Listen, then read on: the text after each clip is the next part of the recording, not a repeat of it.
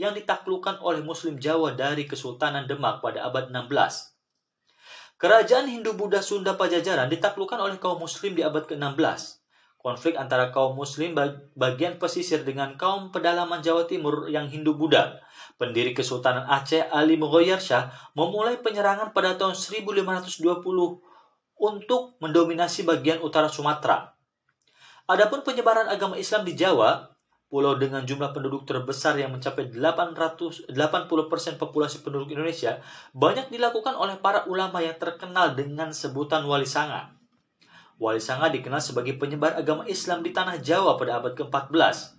Mereka tinggal di 3 wilayah penting pantai utara Pulau Jawa, yaitu Surabaya, Gresik, Lamongan, Tuban di Jawa Timur, Demak, Kudus, Muria di Jawa Tengah, dan Cirebon di Jawa Barat.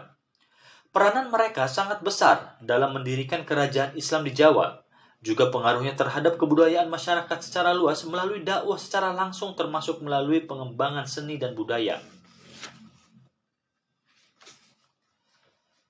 Wali Sanga, yang berarti 9 orang suci, adalah sebuah majelis dakwah yang pertama kali didirikan oleh Sunan Gresik, Maulana Malik Ibrahim, pada tahun 1404 Masehi. Para wali ini rata-rata juga adalah para sufi yang menyebarkan agama melalui akhlak, moralitas, bahkan seni dan budaya serta menjauhi cara-cara kekerasan sehingga lebih mudah diterima oleh masyarakat. Misal Sunan Kalijaga menciptakan seni wayang kulit dan tembang-tembang Jawa sebagai sarana dakwah.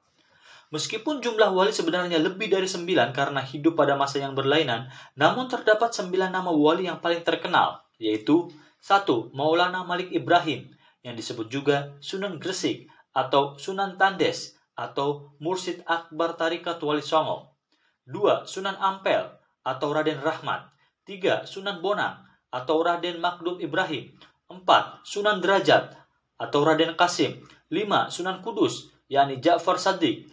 6. Sunan Giri, yakni Raden Paku atau Ainul Yakin. 7. Sunan Kalijaga atau Raden Said. 8. Sunan Muria atau Raden Umar Said. 9. Sunan Gunung Jati atau Syarif Hidayatullah. Di masa lampau, penyebaran agama Islam di Indonesia cenderung berjalan dengan damai, meskipun ada juga beberapa konflik di sana-sini.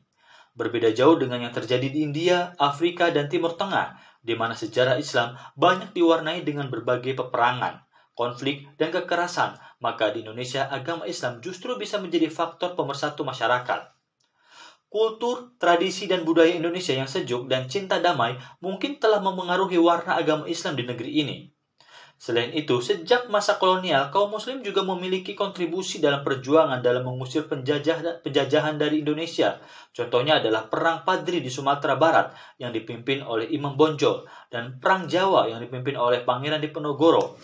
Namun pada masa Orde Lama, sebagian kelompok Islam ada juga yang memberontak pada pemerintahan yang sah dan berusaha mendirikan negara Islam seperti misalnya DI atau TII, pimpinan Sekar Maji Marijan Kartosuwiryo dan Kahar Muzakkar.